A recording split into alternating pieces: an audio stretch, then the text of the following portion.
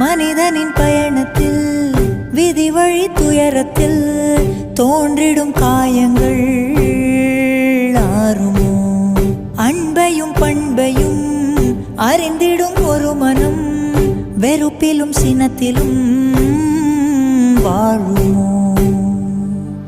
வெளிச்சத்தை தரும் என்ற ஏற்றிய தீபம் ஊர் முழுவதையும் எரித்து விட்டு தீயாயானதேனோ?